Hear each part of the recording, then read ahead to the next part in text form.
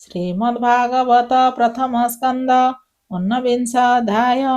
गंगा कूଳରେ उपवासी होई रहन्ते राजा आसी, तहि मिलिले सुक मुनि उन्नविंशरे एहि बाणी। सुत कहन्ति अनुरागे सौनक आदि ऋषि आगे। सुत हुवाच से महीपति परीक्षित चिंता निमग्न दुख चित, एकांते बसी विचारई निंदित कर्म कली मोहि। अर्जित कर्म बस होई गुरु जे सने शिक्षा देई, अनार्य प्राणीक व्यवहारे कुकर्म कलिए संसारे। निर्दोष ब्राह्मणर गळे सर्प मुदेली धनु होड़े, निश्चल जगे तार ध्यान न जानी हेली हत ज्ञान। देवे हेलन कर्म कली निकटे संकट लभिली, ए पाप विनाशन हेतु बेगे विधाता मते चिंतु। ए कर्म पूर्ण मुझे मनते के बेहन कल्पहि चिते, ब्राह्मण क्रोध दावानल ए मर राज्य धन बल। आत्मार संगे दहु मते कर्म न करे जे मनते, गदुज देवंक हिंसाने दुर्बुद्धि न स्फुरु मने। एमंते विचारु विषादे वृत्तांत शुभे जन बादे, उरग ब्राह्मणर गळे राजा जे देला धनु होळे। तार बालक साप देला तक्षक दंशी बोइला, शपथ दिन शेष काळे राजांकु दंशी बसे बळे। हेमंत जन मुखु शुणी मने सानंद नृपमणि, भले मते बेगे खाऊ ए मर कूड़े ताप नहु। हेमंते इह परलोके मरणे न पड़ई दुखे, हेमंत निश्चय विचारी राज संपद परिहरी। चिंतिला कृष्ण पाद पृष्ठ सेवन बिना नाही श्रेष्ठ, कृष्णर पाद पद्म जले प्रवेश जाई गंगा कूळे। श्रीकृष्ण चरण तुलसी पाद उदक करे जे मिसी, अति पवित्र बहे बारी उभय लोक पाप हरि। प्राणीर प्राण त्याग काळे के बान बसे तार कूळे, पांडव वंशे कीर्ति कर सकल राजा मध्ये वर। से सुर नदी तीरे जाई चिते गोविंद पद ध्याई, विषय संग दूर करी अन्न उदक परिहरी। मुनिंक व्रते से निश्चले मन निवेशी गंगा जले, से कथा शुणी मुनि जने जे अबा थिले गिरि बने। निज निवास उपेखिले हस्तिना नगरे मिलिले, जे अबा थिले जेहू देशे राजांकु देखिबार आसे। संगते घेनी शिष्य गण अपरे अशेष ब्राह्मण, तांक महिमा के बा कहे तीर्थ पवित्र तांक देहे। तीर्थ गमन छल करी प्रवेश जहि दंडधारी, अति अत्रि वशिष्ठ रिष्ट नेमि च्यवन भरद्वाज घेनी। भृंगु अंगिरा पराशर औतथ्य गाधीर कुमार, इंद्र प्रमद मेधातिथि देवल आश्रीषेण जति। से सुबाहु भरद्वाज शिष्य गौतम मैत्रेय कवश, पिपलायन और्व मुनि व्यास नारद कुंभजनि। देवर्षि राजर्षि महर्षि अपरे जेतक ब्रह्मर्षि, सकल ऋषि एक मेळे मिलिले जाह्नवीर कूळे। ताहांकु देखि परीक्षित कपाळे देई बेनि हस्त, बंदिला मुनि गण पादे आनंदे अश्रु गद गदे। सुखे बसिले मुनि गणे पुनि राजा परणामे, कर अंजलि शिरे देई बोलहि कृतकृत्य होई। राजा परीक्षित उवाच राजांक मध्ये मो जीवन, निश्चय जानिली धन्य धन्य। मोहर प्राण जीवा बेळे महांत जने विजे कले, ବ୍ରାହ୍ମଣ ପାଦ ଯହିଁ ଧଇ ସେ ସ୍ଥାନେ ନିଜ ଶିର ଦେଇ କ୍ଷତ୍ରିୟ ସ୍ୱଭାବ ହେମନ୍ତ ଆଗମ ନିଗମେ ଉକତ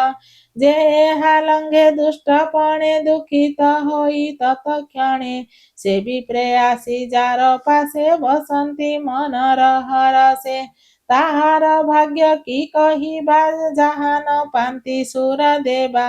ଅପରାଧ କଲି ବିପ୍ରକୂଳେ ଦେଖ ମହର ଅନ୍ତକାଳେ ସର୍ବ ବିଷୟ ସଙ୍ଗ ତେଜି ବିଷ୍ଣୁ ଚରଣେ ଚିତ ମଜି ତୁମ୍ଭେ ଅଶେଷ ବ୍ରହ୍ମ ଋଷି ମିଳିଲ ମୋର ପାଶେ ଆସି ବ୍ରାହ୍ମଣ ସାପ କପାନଳ ଏ ମୋର ବୈରାଗର ମୂଳ ଯେ କର୍ମ କଲେ ଏ ସଂସାରେ ପ୍ରାଣୀ ତରନ୍ତି ମାୟା ଘରେ ତୁମ୍ଭର ଅନୁଗ୍ରହେ ସେ ବି ପ୍ରସନ୍ନ ହେଉ ଗଙ୍ଗା ଦେବୀ କୃଷ୍ଣ ଚରଣେ ମତି ହେଉ କୁହୁକ ତକ୍ଷକ ବା ଖାଉ ତେଣେ ସଂଶୟ ନାହିଁ ମୋର ସକଳେ କୃଷ୍ଣ କଥା କର କୃଷ୍ଣ ବିଷୟ ହେଉ ମତି ତାର ସେବକ ସଙ୍ଗ ଗତି ମହର କର୍ମ ଫଳ ଲଇ ଜନ୍ମ ଲଭିବି ଯହିଁ ତହିଁ ତମୁ ତହିଁ କୃଷ୍ଣ ଦାସ ପଣେ ସେବିବି ଅଭୟ ଚରଣେ ଶରଣାଗତ ବୋଲି ମୋହି ହେବି ପ୍ରେଭାବ ଦୟା ବହି ସକଳ ଜୀବେ ମିତ୍ର ଭାବ ଯେମନ୍ତେ ହୋଇବ ସମ୍ଭବ ହେମନ୍ତ ମତେ ଦିଅ ବର ତୁମ୍ଭ ଚରଣେ ନମସ୍କାର ହେମନ୍ତ ମୁନି କି ଜଣାଇ କୃଷ୍ଣ ଚରଣେ ମନ ଦେଇ ଜାହ୍ନବୀ ତୀରେ କୁଶ ଶଯ୍ୟା ଶୟନ ଅର୍ଥେ କଲା ରାଜା ପୂର୍ବ ଦିଗକୁ ଶିର କରି ଉତ୍ତର ମୁଖେ ଦଣ୍ଡଧାରୀ ଗଙ୍ଗା ଦକ୍ଷିଣ କୂଳେ ସଇ କାରୁଣ୍ୟ ଜଳେ ଦୃଷ୍ଟି ଦେଇ ସେ ଜନ୍ମ ଜୟ ସୁତ ତାର ଯେ ଜନ୍ମ ଜୟ ସୁତ ତାର ତାସିରେ ଦେଇ ରାଜ୍ୟଭାର ଅଶେଷ ଋଷି ଗଣ ମଧ୍ୟ ମନ ନିବେଶୀ କୃଷ୍ଣ ପାଦେ ଆକାଶେ ଥାଇ ଦେବଗଣେ ଆନନ୍ଦେ ପୁଷ୍ପ ବରଷଣେ ଦୁନ୍ଦୁଭି ବାଦ୍ୟ ନାଦ ତୁଲେ ସାଧୁ ଶବଦେ ସ୍ତୁତି କଲେ ଯେ ମୁନି ଗଣେ ଗଙ୍ଗା କୂଳେ ଥିଲେ ଯେ ପରୀକ୍ଷିତ ମେଳେ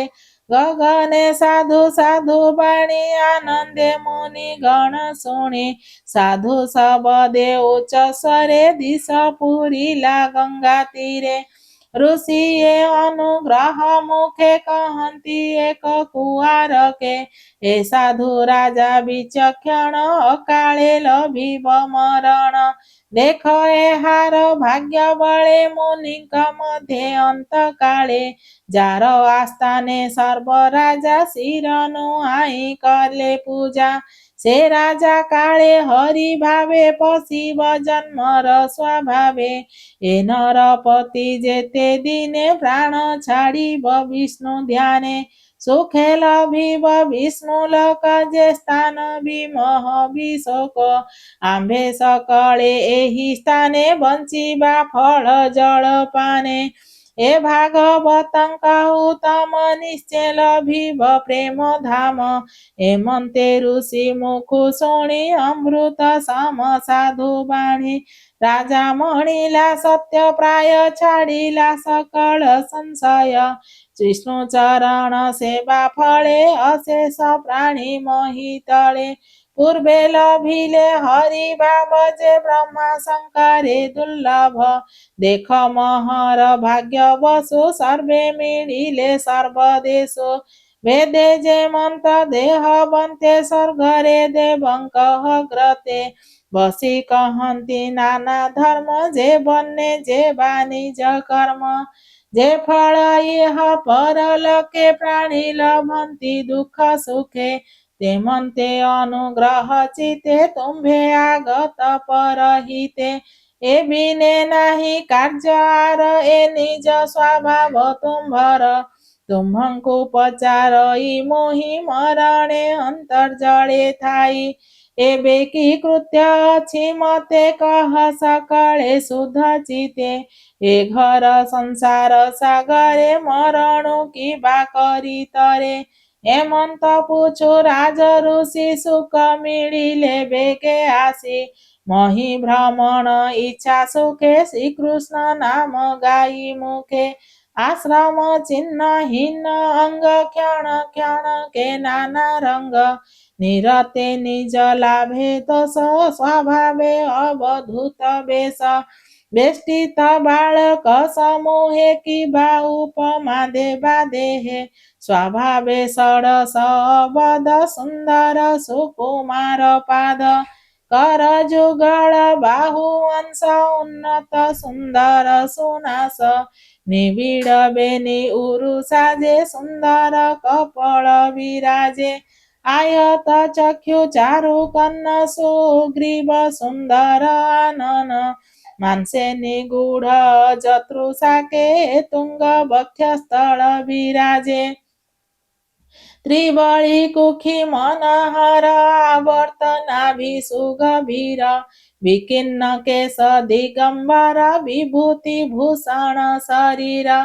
प्रलंब भुज जानु जाए दिशे अमर बर प्राय शरीर बन्न रुचि श्याम रूपे तुड़ित नहे काम किह बा देवा पटांतर कामिनी जन मनहर हेमंत रूप तांक देखी मुनिये आसन उपेखी जानती ताहांक लक्षण से जगी कृष्ण परायण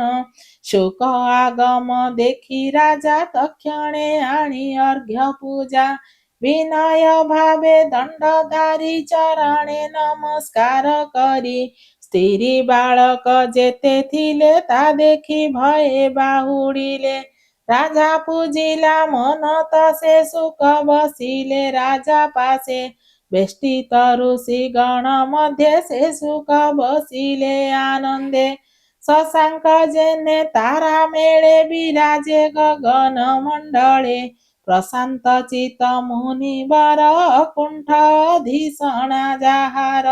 से मुनि पादे नमस्कार कर जोडिला बेनी कर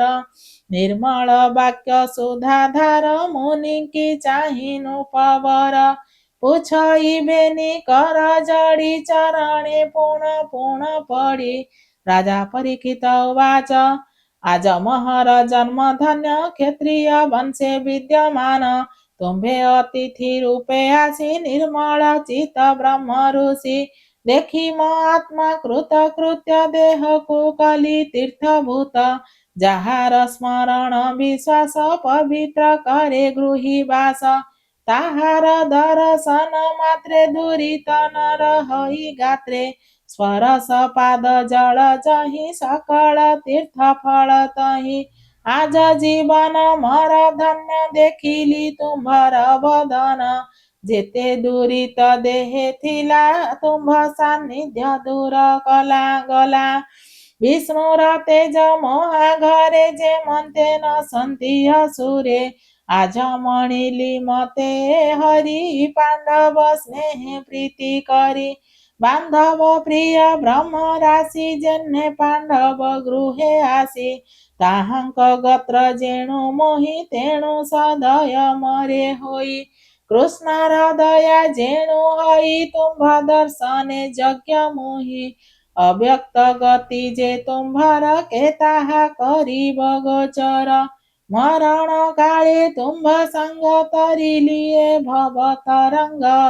जोगिंक मध्ये तुम्भे गुरु जेन्हे अचल महामेरु देख म जीव जीवा काले किबा साधिबी मोहि तळे किबा शुणिबी कन्न पथे स्मरण कि करिबी चिते केवा बदने उच्चारण भजिबी काहार चरण तुम्भे जे प्राणींकर द्वारे दंडे न रह मन स्थिरे गदह मात्रे तुम्भ गति एणु महर मने भ्रांति कहन्ति सुत सुध मने शुण सकळ मुनि जने सुत हुवाच हेमंत परीक्षित वाणी आनंदे सुख मुनि शोणे हरसे मुद्रित लोचन चिते चिंतिले भगवान से मुनि चरण कमळे सुजने चित ध्यान बळे प्रथमस्कन्धे भगवत वर्णयिदास जगन्नाथ इति श्रीमद्भागवते महापुराणे परमहंस्यां सहितायां वैयासिक्यां प्रथमस्कन्धे शुकागमनं नाम ऊनविंशोऽध्यायः समाप्तोऽयं प्रथमस्कन्धः। हरि ओं तत्सत्।